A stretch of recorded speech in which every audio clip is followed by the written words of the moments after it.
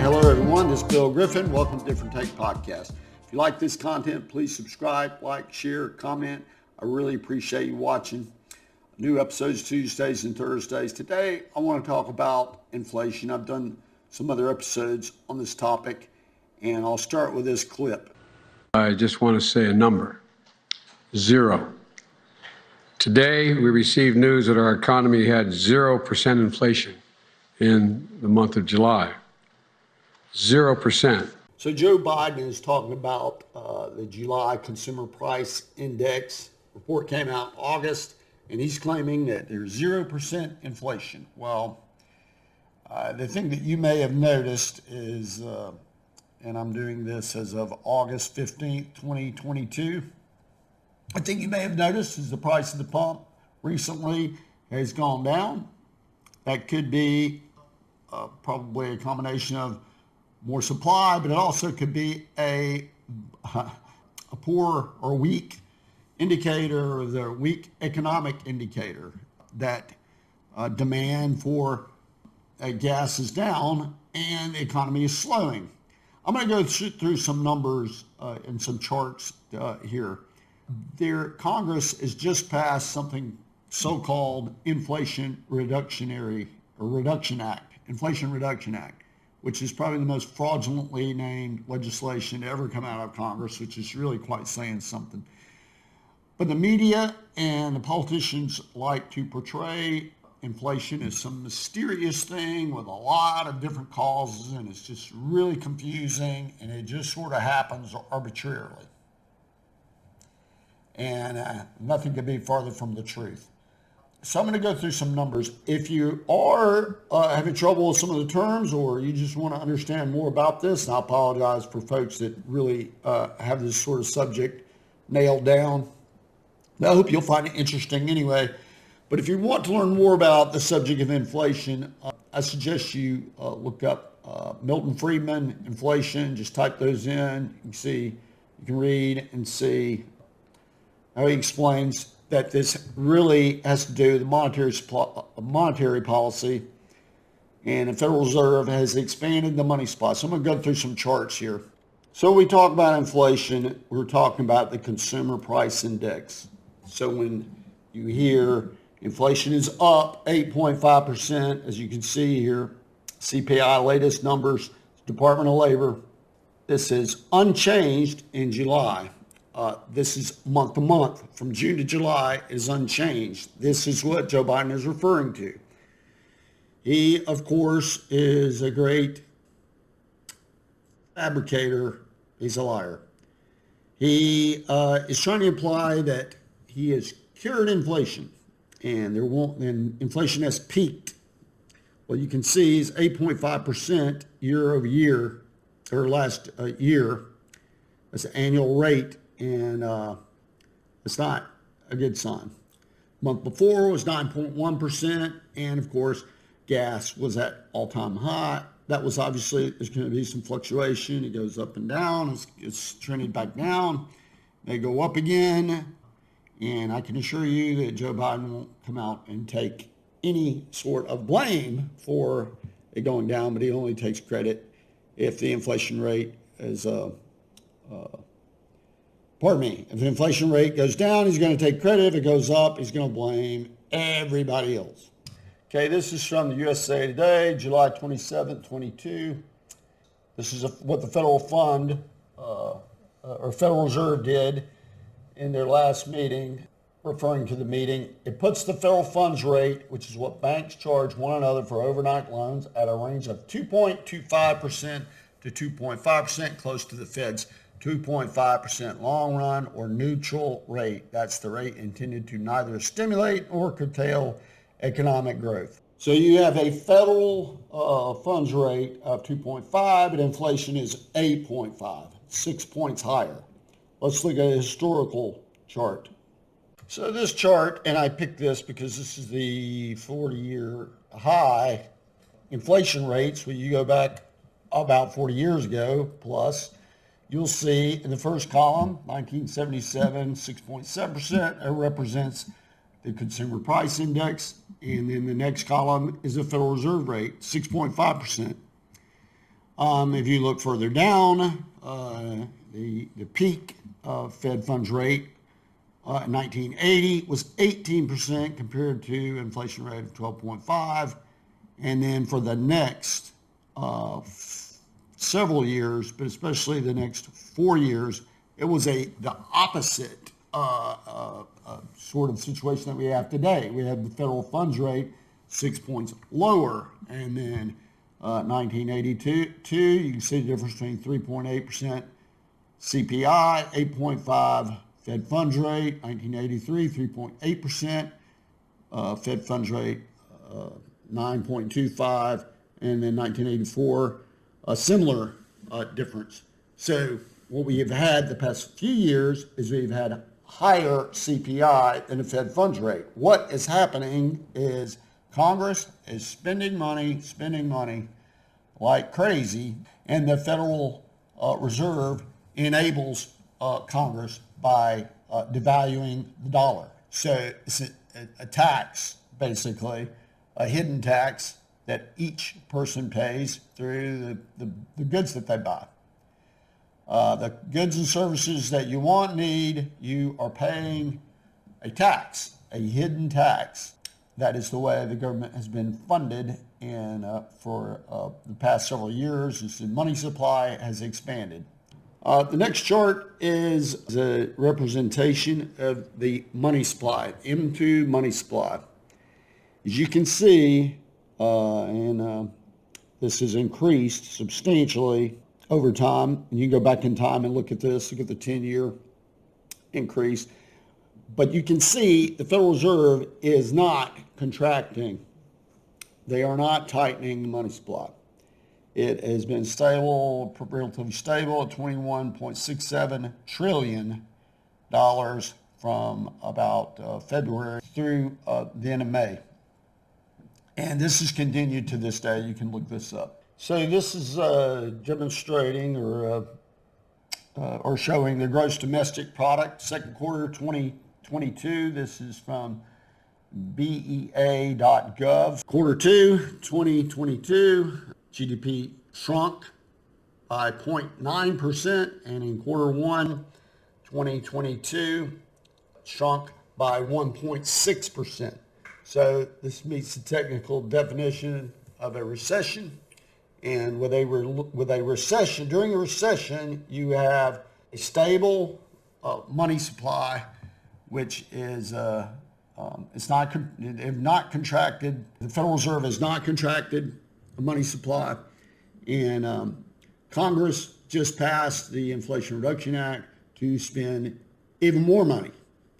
So it's obvious that the spending in combination with the Fed enabling the spending is what is caused at the federal level is what's caused this 40-year inflation high.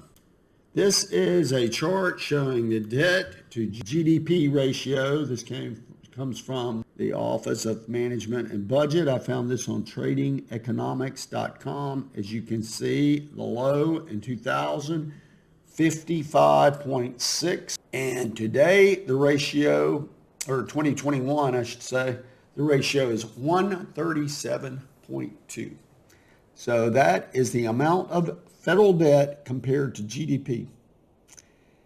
So you have extraordinary high debt, extraordinary high inflation with the Fed not contracting.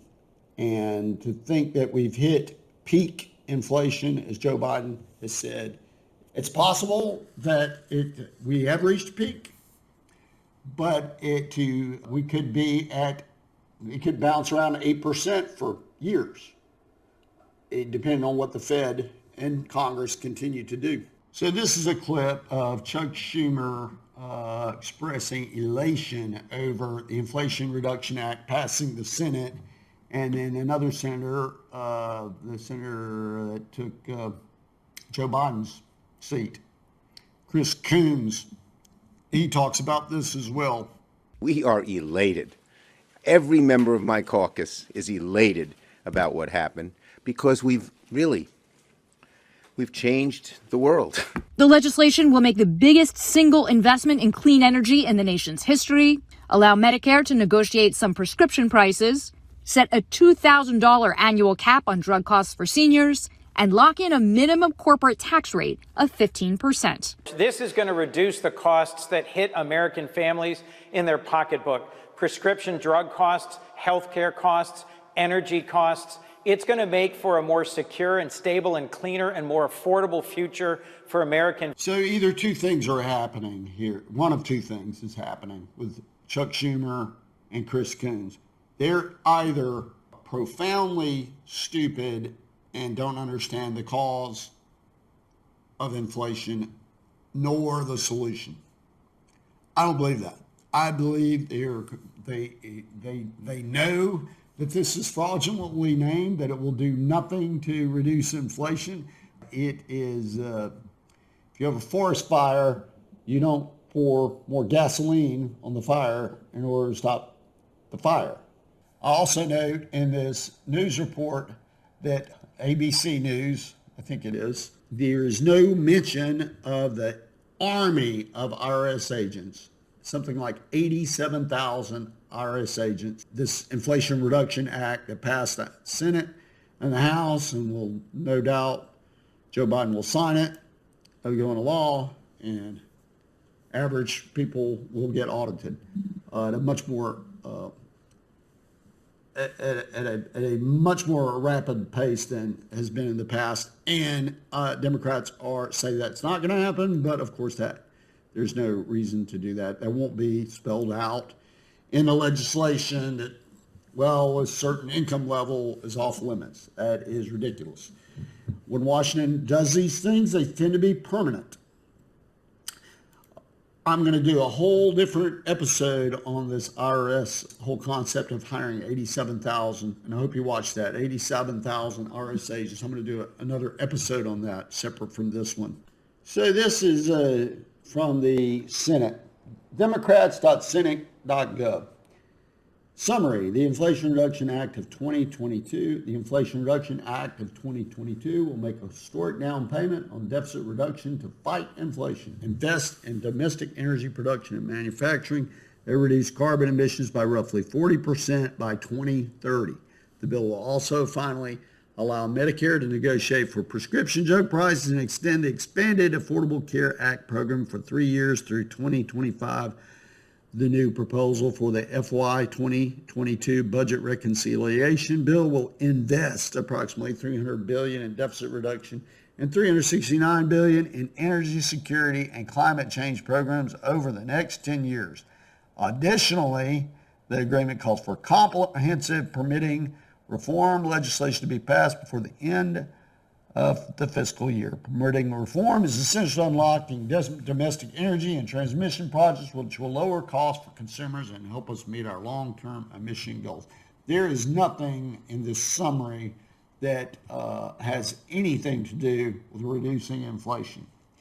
Inflation is caused, and again, it's poor monetary policy on top of poor fiscal policy, equaling huge debt, federal debt, compared to our GDP. So shrinking GDP, CPI that's way, way higher than the federal funds rate. There's no contraction in the money supply, and Congress goes and spends more money. So you see in this summary, you see the word invest. This historic down payment on deficit reduction they refer to, what they're talking about there is, the only thing they're talking about, I believe, is the idea that 87,000 IRS agents were hired, so that's going to equal more revenue to the federal government. So what is the mindset? What are they thinking? I truly believe some of these members of Congress are so profoundly stupid that they do not understand what causes inflation, or do they not concerned with it at all. In other words, it's fine. Not say that it's a good thing, and they're trying to devalue. They want the dollar to be devalued. They just don't care, or they can't get their heads wrapped around what actually causes it. So it's presented as this this mystery. It sort of happens arbitrarily. Inflation, I mean. So it's all about, in my opinion, it's about control and power. It's not I'm not saying it's a conspiracy for control and power. I think it's a mindset. It's inherently, with many politicians, it's their mindset. They're just going to gravitate toward the policies that mean more control and power. When you think about the green movement and green energy, the fear-mongering over it, it's about control and power. I don't think many of these politicians, I don't think Chuck Schumer believes mankind is being existentially threatened through carbon emissions. Voting by mail, getting apathetic voters to vote in the way that they perceive advantage by getting apathetic voters to vote for, they're going to get a bigger share of apathetic voters. You have terrible public schools, often incentivized to have poorer test scores, just inherently. The worse your school is, the more money we need to funnel at it because it's a poor school. We need to fix it. Just keep funneling money at it. That's the way you solve the problem. From the mindset of the many of the Democratic politicians, some Republican politicians, immigration policies. The higher the population is, the more people, the more chaos, the more power and control. Diversity, equity, inclusion. Divide people, we can control them. Foreign policy. Many different entanglements that the United States has been involved in for many years, and this is for control. See, the Liz Cheneys of the world, they're not that concerned about that. In my opinion, she's not concerned about the average citizen of the United States. It's about the United States' status in the world, and it's also who she's beholden to on her donor base and just what she's been doing all her life, and also her father's legacy. Restrictions on free speech. What big tech has done to free speech, to suppress. And you can see this trend over the last 30 years where you're trying to suppress political speech for control. You think about the defund the police movement. What better way to control than have chaos and violence? We're the ones that will swoop in and fix everything. I think many of the folks on the left, actually, they're true believers that the government is the answer. For example, Bernie Sanders. He admitted that this Inflation Reduction Act, who's all in favor of getting whatever he can to expand the government. So he's not really concerned about inflation, but he's very honest about that this Inflation Reduction Act would do nothing to tame inflation. So I think we're in a rough ride with inflation for the next several years. You look at the historical charts that I just showed you.